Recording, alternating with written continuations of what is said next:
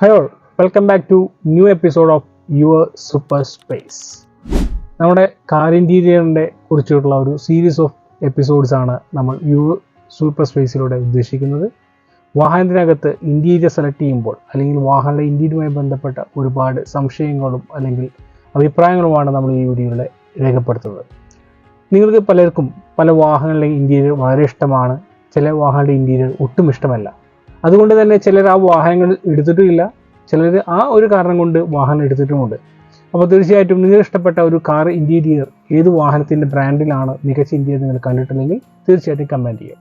നമുക്ക് നമ്മുടെ പോയിന്റിലോട്ട് വരാം. ഒരു വാഹനത്തിൻ്റെ ഇൻറ്റീരിയർ സെലക്ട് ചെയ്യുമ്പോൾ രണ്ട് പ്രധാന ഫാക്ടേഴ്സാണ് നമ്മുടെ സെലക്ഷനിൽ നമ്മളെ പരിഗണിക്കുന്നത്. ഒന്നെന്ന് പറഞ്ഞാൽ ഇമോഷണൽ സെലക്ഷനും മറ്റൊന്ന് ഇൻ്റലക്ച്വൽ സെലക്ഷനും. ഇമോഷണൽ സെലക്ഷൻ എന്ന് പറഞ്ഞു കഴിഞ്ഞാൽ നമുക്ക് ആ വാഹനത്തിലെ ഇൻറ്റീരിയറുമായി ബന്ധപ്പെട്ട ചില വൈകാരികമായ ബന്ധങ്ങൾ, അതായത് ചിലപ്പോൾ ചില കളറിനോട് കൂടുതൽ സമീപം ഉണ്ടായിരിക്കാം. അതല്ലെങ്കിൽ നമ്മളെ ഇൻഫ്ലുവൻസ് ചെയ്യുന്ന നമ്മുടെ ഫ്രണ്ട്സോ അല്ലെങ്കിൽ ഈവൻ ആ സെയിൽസ് എക്സിക്യൂട്ടീവ് വരെ നിങ്ങളെ ഇൻഫ്ലുവൻസ് ചെയ്തിട്ടുണ്ടാവും കാർ ഇൻറ്റീരിയറിനെ കുറിച്ചിട്ട്.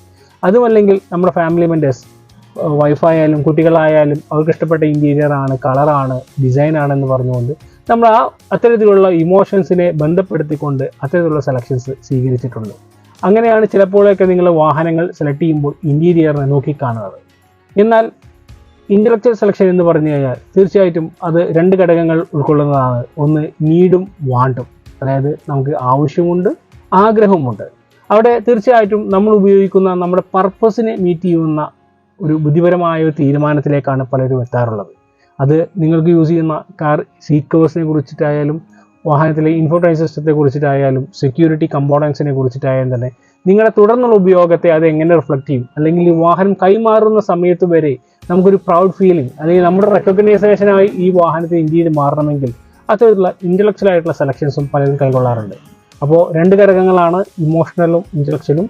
ഒന്ന് നമ്മുടെ ഇമോഷൻസിനെ അടിസ്ഥാനപ്പെടുത്തിക്കൊണ്ടും മറ്റേ നമ്മുടെ പർപ്പസിനെ അടിസ്ഥാനപ്പെടുത്തിക്കൊണ്ടാണ് എന്നാണ് ചുരുക്കത്തിൽ പറയാനുള്ളത്. നമ്മളൊരു വാഹനം അപ്ഗ്രേഡ് ചെയ്യാൻ ഉദ്ദേശിക്കുകയാണെങ്കിൽ പോലും ആ വാഹനത്തിൻ്റെ ഇൻറ്റീരിയറിനെ സെലക്ട് ചെയ്യുമ്പോഴും ഇത്തരത്തിലുള്ള രണ്ട് സെലക്ഷനും നടക്കാറുണ്ട്.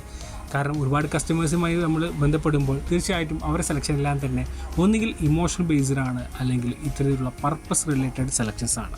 അപ്പോൾ നമ്മൾ വാഹനം അപ്ഗ്രേഡ് ചെയ്യുന്ന സമയത്തും ഇത്തരത്തിലുള്ള കാര്യങ്ങൾ ശ്രദ്ധിക്കണമെന്ന് ഓർമ്മപ്പെടുത്തുകയാണ്. അപ്പോൾ നിങ്ങൾ നടത്തിയ ആ തിരഞ്ഞെടുപ്പ് തീർച്ചയായിട്ടും ഇമോഷണൽ ആയിരുന്നോ അതോ പർപ്പസ് റിലേറ്റഡ് ആയിരുന്നോ എന്ന് വീണ്ടും കമൻറ്റ് ചെയ്യുക. തീർച്ചയായിട്ടും ഈ സീരീസ് ഓഫ് വീഡിയോസ് നമ്മൾ തുടർന്നുകൊണ്ടേ ചെയ്യും, കാരണം ഒരുപാട് നല്ല ഫീഡ്ബാക്സ് ആണ് ലഭിക്കുന്നത്. So thank you for watching.